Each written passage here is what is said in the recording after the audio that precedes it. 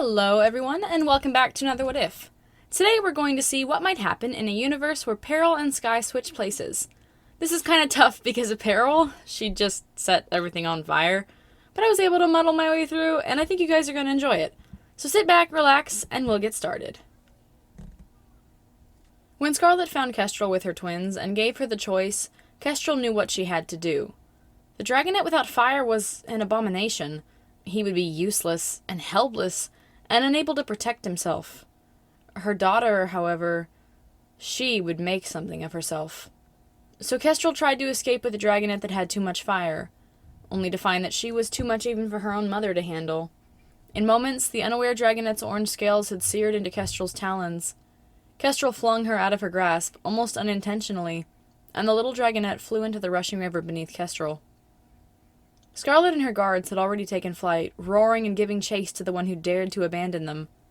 Kestrel couldn't reach either of her dragonets now, so she whirled and flew, as fast as she could, to escape. Meanwhile, the guards had split up, half to search for the mother, half to search for the dragonets. The fire scales who'd been thrown into the river was gone from sight. The water was fast, and the river was full of stones. However, the fireless dragonet was still on the patchy grass, squirming in confusion. Without their queen there to give them instruction, the guards discussed amongst themselves what to do with him. He wouldn't be a soldier, not without fire, and with no mother or family to look out for him, his outlook wasn't too bright. Eventually the soldiers decided to return him to the capital city that surrounded the palace, and to leave him there. Someone would find him and take care of him. Probably.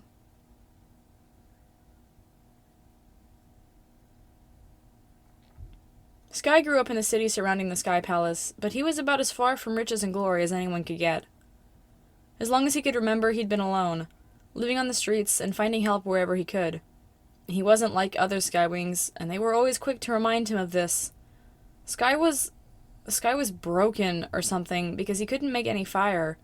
Everyone else could, but Sky was as empty as a broken jar.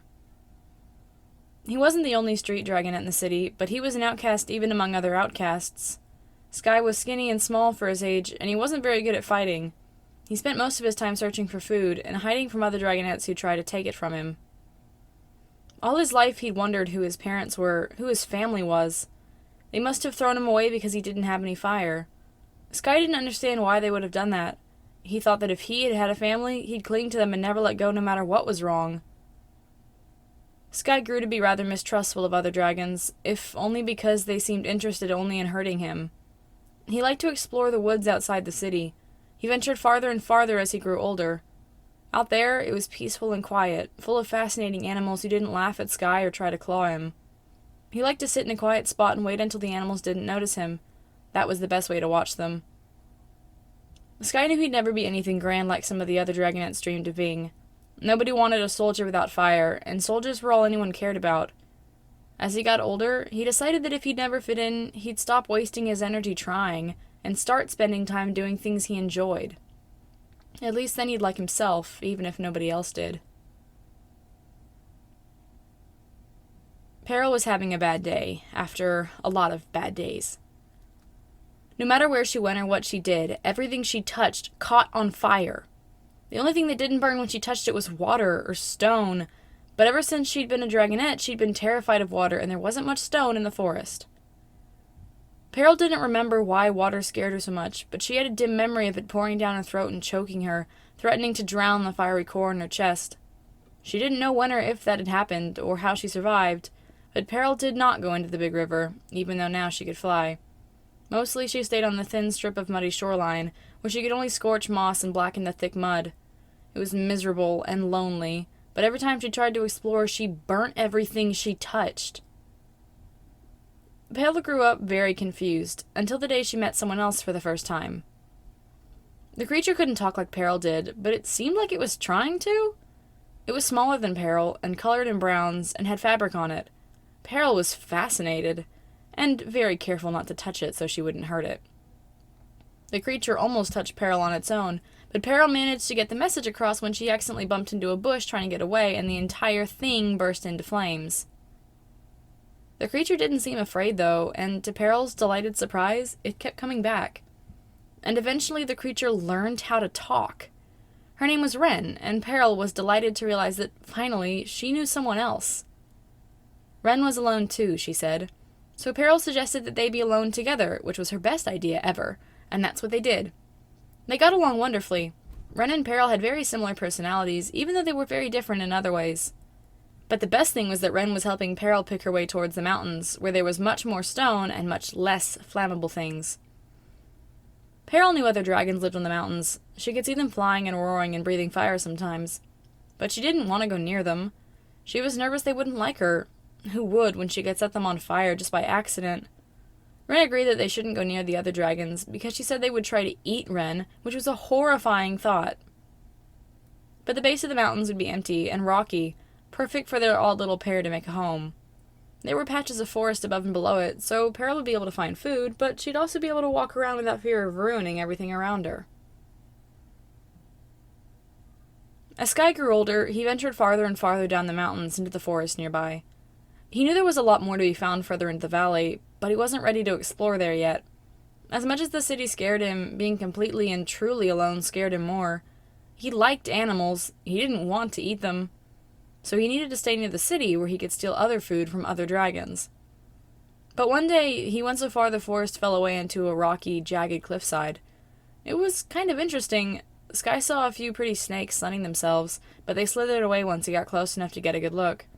There were also a lot of lizards, but they never sat still very long no matter what Sky did. He was turning to make the trek home when he heard someone talking nearby. Sky dove into some craggy outcroppings of stone to hide.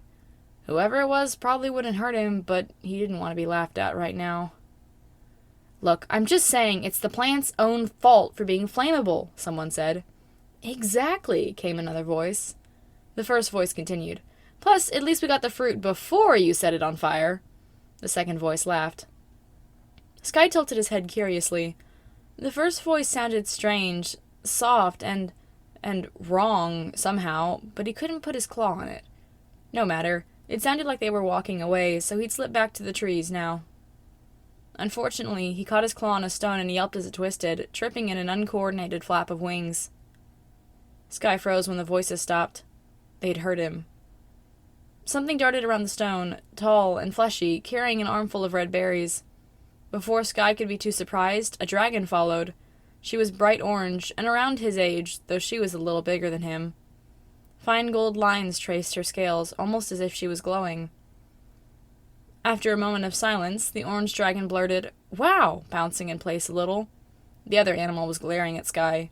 He thought it looked like a scavenger, maybe? But he'd never seen one this fearless. "Hi," he squeaked, backing up a little as he got to his talons. Sky curled his tail around himself carefully. "Hi," the other dragon said. Then her mood changed swiftly. "You don't eat scavengers, do you?" She'd flung her wings out as she said it, aggressively.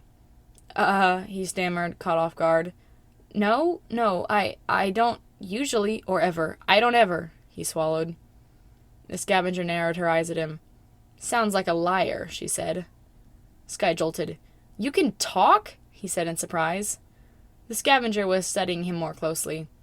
"Hey," she said. "You look a lot like Peril." Sky tilted his head in confusion. "Huh?" "I'm Peril," the orange dragon said. "This is Wren, my best friend. And you kinda do." Sky swallowed. "I'm Sky," he said, very confused. He supposed they did look a little similar. Peril's scales, despite the more vibrant coloring, were patterned exactly like his, and her horns curved in just the same way his did.